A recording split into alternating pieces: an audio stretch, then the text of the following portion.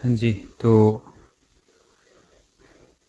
सभी को नमस्कार और आप सभी का आभार, अभिनंदन चाणक्य क्लासेस पर।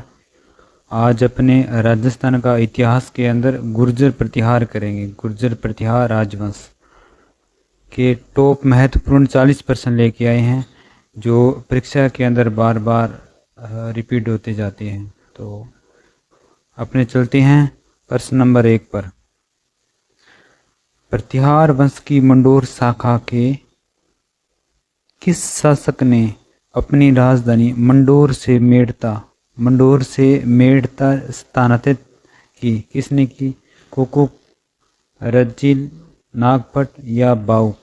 तो आप यहाँ बताओगे कि नागभट जो प्रथम था, इसने अपनी राजधानी मंडोर से मेड़ता स्थानांतरित करते हैं। फिर नेक्स्ट क्वेश्चन, गुर्जर प्रतिहार अपनी उत्पत्ति किससे मानते हैं? कुश के वंशज से, लक्ष्मण के वंशज से, या लव के वंशज से, या फिर भगवान श्री राम के वंशज से? तो किससे मानते हैं गुर्जर प्रतिहार? गुर्जर प्रतिहार अपने आप को लक्ष्मण के वंशज मानते हैं। आगे वाला प्रश्न, गटियाला शिलालेख से निम्न में से किसकी जानकारी प्राप्त होती है? गटियाला शिलालेख में किसकी जानकारी प्राप्त होती है? तो ये था गुर्जर प्रतिहारों की। किसकी जानकारी? गुर्जर प्रतिहारों की।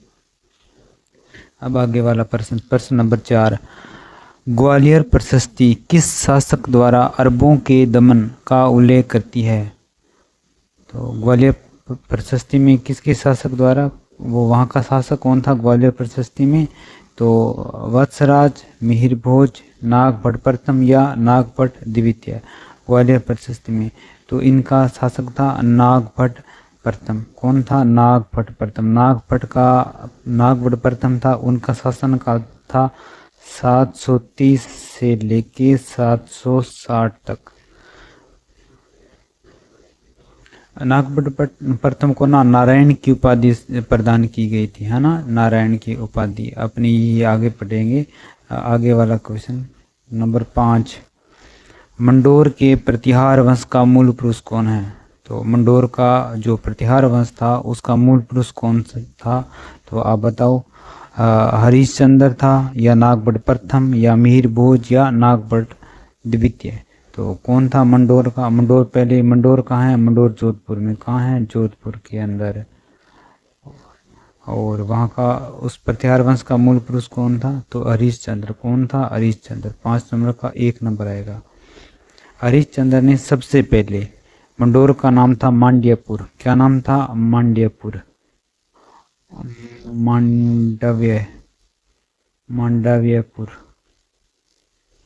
मांडव्यपुर को जीता था। सबसे पहले जीतने वाला मांड्यपुर को कौन था? हरिश्चंद्र ने जीतकर गुर्जर प्रतिहार वंश की अपनी प्रथम राजधानी बनाता है। कौन सी राजधानी? प्रथम राजधानी। अब अपने आगे वाला 6 नंबर क्वेश्चन पे चलते हैं। होशिया के कलात्मक मंदिरों का निर्माण किसने करवाया? तो किसने करवाया था? गुर्जर प्रतिहारों ने, परमारों ने, या फिर चौहानों ने, या राठौड़ों ने? तो किसने करवाया था?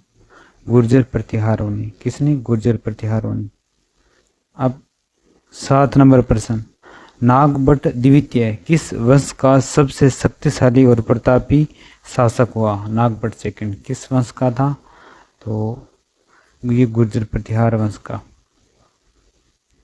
आगे वाला प्रश्न 8 नंबर, मोहनोत नैणसी ने प्रतिहारों की कितनी शाखाओं का वर्णन किया? तो कितनी शाखाओं का वर्णन किया था? 26 शाखाओं का। कितनी?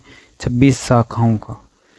तो ये 26 शाखाओं में कुछ महत्वपूर्ण शाखा थी, जिनमें मंडोर थी, एक जालोर थी, राजौरगढ़ थी, कनौज थी, उज्जैन, भड़ोज। यहाँ के जो गुर्जर थे वो बहुत बड़े, प्रसिद्ध और शक्तिशाली थे। अब अपने 9 नंबर प्रश्न की ओर चलते हैं। ग्वालियर शिलालेख में नागभट प्रथम को किस उपाधि से सम्मानित किया? तो आप बताओगे किस उपाधि से सम्मानित किया था नागभट प्रथम?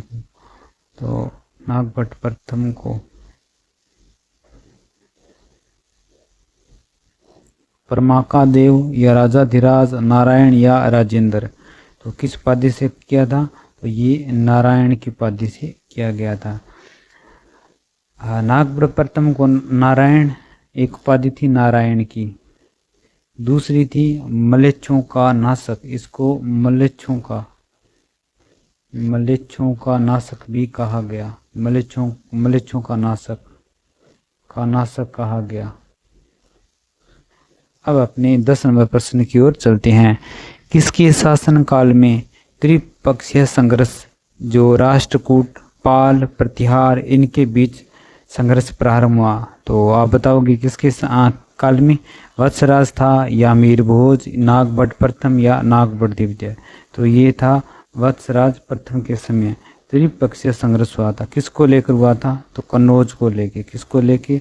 वत्सराज के समय हुआ था और कन्नौज को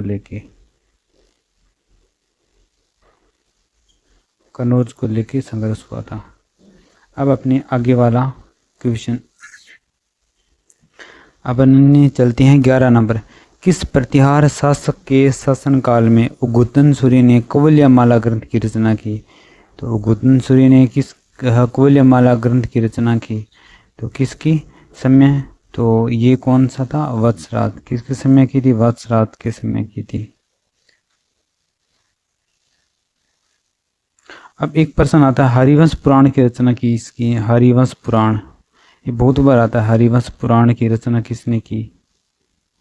हरिवंश पुराण की रचना कौवल्यमाला ग्रंथ की तो उग्गुतन सूर्य ने की थी। और वत्स जो था हरिवंश पुराण, इसकी रचना की थी आचार्य जिनसे ने। किसने? आचार्य जिनसे। कब की थी? तो ये 783 में। अब अपने आगे वाला क्वेश्चन चलते हैं। किस शासक ने आदि वराह की उपाधि धारण की तथा वराह नामक मुद्राएं चलाई? आदि वराह की उपाधि धारण करने वाला कौन सा शासक था? आदि वराह की उपाधि धारण करने वाला कौन सा शासक था? तो मिहिर भोज। किसने की थी? मिहिर भोज ने। अब अपने 13 नंबर क्वेश्चन पे चलते हैं। 7वीं सदी का प्राचीनतम विष्णु मंदिर जो मंडोर से प्राप्त हुआ, किस कला को प्रदर्शित करता है? राठौड़ों की कला को, या गुर्जर प्रतिहारों की कला को, या सोलंकी की कला को, या परमारों की? तो ये था गुर्जर प्रतिहारों की कला को। अब अपने 14 नंबर क्वेश्चन की ओर चलते हैं। निम्न में से वह शासक जिसने अरब आक्रमणकारियों को अपने राज्य में बढ़ने नहीं दिया तथा यह शासक अरबों का शत्रु कहा गया? तो ये कौन था? मिहिर भोज या नागभट्ट महिपाल या नागभट्ट प्रथम या वत्सराज? तो ये था नागभट्ट प्रथम, जिसने अरबों का शत्रु कहा गया। नारायण की उपाधि, मलेच्छों का नाशक।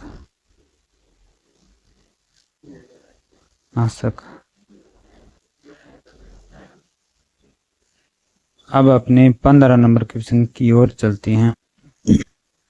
अरब यात्री अल मसूदी किस प्रतिहार शासक के शासनकाल में भ्रमण किया? तो किसके काल में किया था? तो ये था महेंद्रपाल या नागभट्ट या वत्सराज? यहाँ पे आएगा महेंद्रपाल। 2 नंबर महेंद्रपाल। देखो ये अल मसूदी था, एक ट्रिक आती है मिस्सू मल,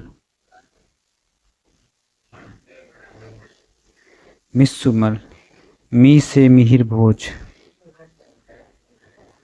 मिहिर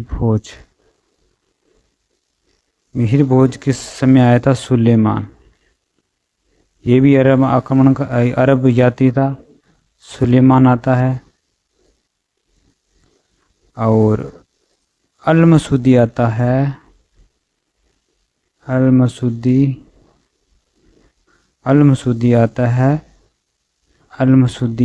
ये आता है महेंद्रपाल। ये महेंद्रपाल कौन सा था? प्रथम। महेंद्रपाल प्रथम के टाइम कौन आता है? अल मसूदी। मिहिर बोज आता है सुलेमान के टाइम में। ये दोनों एक अरब यात्री भारत आते हैं।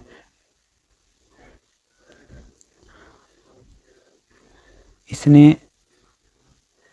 अल मसूदी, ये महेंद्रपाल के टाइम में जो अल मसूदी आता है भारत, यह आता है 915 में। कब आता है? 915 में।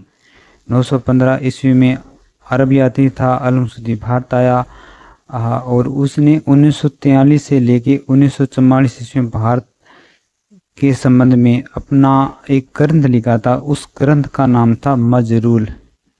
क्या नाम था? मजरूल जहब। मजरूल जहब नामक एक जो इसकी स्वर्णमय क्षेत्र था, इसके बारे में इसने लिखा था अपनी यात्रा वृतांत के दौरान। महेंद्रपाल के समय अल मसूदी ने ग्रंथ लिखा था, उसका नाम था मजरूल जहब, 915 ईस्वी में। अब अपने 16 नंबर क्वेश्चन की ओर चलते हैं। प्रतिहारों को वैदिक क्षत्रियों का वंशज किसने बताया? तो टोडने या कर्नल जेम्स टोडने या ओझा ने या डॉक्टर भंडारकर ने या सिमत ने? तो ये बताया था ओझा ने। किसने बताया था? ओझा ने। अब अपने 17 नंबर क्वेश्चन की ओर चलते हैं। गुर्जर प्रतिहार वंश का प्रथम योग्य उल्लेखनीय व प्रतापी शासक कौन था? तो आप बताओगे गुर्जर प्रतिहार का सबसे योग्य उल्लेखनीय व प्रतापी शासक कौन था? तो ये थे नागभट्ट प्रथम, जिसका समय माना जाता है 730 से 760 ईस्वी में। यह बहुत बड़ा प्रतापी शासक हुआ। इसके दरबार को नागावलोक के नाम से जाना जाता था और इस ग्वालियर प्रशस्ति में इसे क्या कहा गया था? नारायण मिलिछों का नाशक। ठीक है, ये अपने आप पीछे पढ़ के आए थे। अब अपने आगे वाला क्वेश्चन, लोधी से प्राप्त घटियाला शिलालेख में किस प्रतिहार राजा की जानकारी मिलती है? तो किसकी मिलती है? तो कुकुक की। किसकी? कुकुक की। अब 19 नंबर क्वेश्चन, किस प्रतिहार शासक ने कनौज पर 100 वर्ष तक चले त्रिपक्षीय युद्ध में पाल वंश के शासक को हराकर इस युद्ध का अंत किया? तो त्रिपक्षीय संघर्ष का अंत किसने किया था? 19 नंबर के पढ़ेंगे अपन। किसने किया था? तो ये था नागभट्ट सेकंड। कौन था? नागभट्ट सेकंड। फिर अपने आगे चलते हैं 20 नंबर प्रश्न, प्रथम प्रतिहार शासक जिसने परम भट्टारक महाराजाधिराज, क्या था? परम भट्टारक महाराजाधिराज की उपाधि धारण की। किसने की? वत्सराज ने या मिहिर भोज ने या नागभट्ट ने या महेंद्रपाल ने? तो किसने की थी? तो ये की थी महेंद्रपाल ने। किसने की थी? महेंद्रपाल ने। महेंद्रपाल को एक परम भट्टारक महाराजाधिराज और परम भागवत भी इसकी उपाधि थी। परम भागवत, परम भागवत की उपाधि, परम भागवत की उपाधि भी मिलती है। अब अपने आगे वाले क्वेश्चन की ओर चलते हैं। 21 नंबर प्रश्न, किस प्रतिहार राजा के काल में प्रसिद्ध ग्वालियर प्रशस्ति की रचना की गई? तो किसके समय की गई? भोज प्रथम। अब अपने 22 नंबर क्वेश्चन, गुर्जरों को किस शासक ने पराजित किया? गुर्जरों को पराजित करने वाला कौन सा था? तो गुर्जरों को पराजित करने वाला ये था Prabhakar Vardhan. 23 number question, 23 number question है, ओसिया में महावीर स्वामी को समर्पित जैन मंदिर का निर्माण किस राजा के काल में हुआ? तो वत्सराज प्रतिहार या नागभट्ट प्रथम, देवपाल या त्रिलोचन पाल? तो किसके समय हुआ था? तो ये आप बताओगे वत्सराज प्रतिहार के समय। तो आगे वाला 24 नंबर क्वेश्चन, ब्रोच गुजर नामक ताम्रपत्र के आधार पर राजपूतों को यूची जाति का वंशज मानते हुए इनका संबंध कुषाण जाति से किसने जोड़ा? तो किसने जोड़ा था? कनिघम ने। तो किसने जोड़ा था? कनिघम। अब अपने 25 नंबर क्वेश्चन पे चलते हैं। इतिहासकार R.C. मजूमदार के अनुसार गुर्जर प्रतिहारों ने कितनी शताब्दी तक अरब आक्रमणकारियों के लिए बाधक का काम किया? तो 1 नंबर पे है 2वीं शताब्दी से 4वीं शताब्दी तक, या फिर 3री शताब्दी से 5वीं शताब्दी तक, या 6ठी शताब्दी से 12वीं तक, या 12वीं से 15वीं तक। तो 3री शताब्दी से 5वीं शताब्दी तक आर.सी. मजूमदार के अनुसार गुर्जर प्रतिहारों ने आक्रमणकारियों का बाधक का काम किया था। अब अपने आगे वाली 26 नंबर के क्वेश्चन पे चलते हैं। नागभट्ट प्रथम निम्नलिखित में से किस राजवंश से संबंधित है? तो गुर्जर प्रतिहार वंश से। अब अपने 27 नंबर क्वेश्चन की ओर चलते हैं। किस प्रतिहार राजा के काल में प्रसिद्ध ग्वालियर प्रशस्ति की रचना की गई? तो किस प्रतिहार राजा के काल में ग्वालियर प्रशस्ति की रचना की? भोज प्रथम के समय। अब 28 नंबर क्वेश्चन। मंडोर के प्रतिहार माने जाते हैं। मंडोर के प्रतिहार क्या थे? क्षत्रिय थे। अब अपने 29 नंबर क्वेश्चन। राजस्थान में प्रतिहार वंश के संस्थापक हरिश्चंद्र की राजधानी थी मेड़ता, जालोर, भीनमाल या मंडोर? तो प्रतिहार राज्य हरिश्चंद्र की राजधानी कौन सी? हरिश्चंद्र ने क्या किया था? मंडोर जीता था। क्या जीता था? मांड्यापुर को जीतकर क्या बनाई थी? अपनी राजधानी बनाते हैं। अब अपने 30 नंबर क्वेश्चन की ओर चलते हैं। निम्नलिखित में से किस अभिलेखों में प्रतिहारों को गुर्जर कहा गया? किस अभिलेख में? नीलगुड़ में, या देवली में, या राधनपुर में, या कराड़ में? तो किस में बोला गया था? नीलकुंड में भी, देवली में भी, राधनपुर में और कराड़ में। तो चारों में तो ABCD में सभी में बोला गया था। अब अपने आगे वाले क्वेश्चन की ओर चलते हैं। 31 नंबर क्वेश्चन। प्रतिहार वंश की मंडोर शाखा के किस शासक ने अपनी राजधानी मंडोर से मेड़ता स्थानांतरित की थी? अब मंडोर से मेड़ता कौन करता है? रज्जील, या बाउक, या कुकुक, या नागभट्ट प्रथम? तो कौन था ये? नागभट्ट प्रथम। कौन था? नागभट्ट प्रथम। अब अपने 32 नंबर क्वेश्चन। महान संस्कृत कवि नाट्यकार राजशेखर किसके दरबार से संबंधित है? तो राजशेखर किसके दरबार से संबंधित है? तो राजशेखर बताओ आप। राजा भोज, या महिपाल, या महेंद्रपाल प्रथम, या इंद्र द्वितीय? तो ये था महेंद्रपाल प्रथम के समय। महेंद्रपाल प्रथम। अब 33 नंबर क्वेश्चन आते हैं। प्रतिहार शिलालेखों में पदाधिकारियों का उल्लेख है। तो इसमें प्रतिहार शिलालेख में पदाधिकारियों को किस नाम से जाना जाता था? तो ये उस टाइम राजपुरुष थे। पदाधिकारी क्या थे? राजपुरुष थे। अब अपने 34 नंबर प्रश्न की ओर चलते हैं। चीनी यात्री जिसने भीलमाल की यात्रा की, चीनी यात्री जिसने भीलमाल की यात्रा की, किसने की थी? तो ये था ह्वेनसांग। किसके समय आता है? हर्षवर्धन के समय। हर्षवर्धन के समय भारत आता है। अब अपने आगे वाले 35 नंबर प्रश्न की ओर चलते हैं। भारतीय इतिहास में किस अवधि को राजपूत अवधि कहा जाता है? तो राजपूतों की अवधि 6वीं से 11वीं शताब्दी, या 8वीं से 10वीं शताब्दी, या 7वीं से 12वीं शताब्दी, या 7वीं से 13वीं शताब्दी? तो ये था राजपूतों की अवधि थी 7वीं से 12वीं शताब्दी। कौन सी थी? 7वीं से 12वीं शताब्दी। आंसर रहेगा C। अब अपने चलते हैं 36 नंबर प्रश्न की ओर। किसके शासनकाल या किसके समय में ह्वेनसांग राजस्थान आता है? तो ह्वेनसांग किसके समय आता है? हर्षवर्धन के समय। अब अपने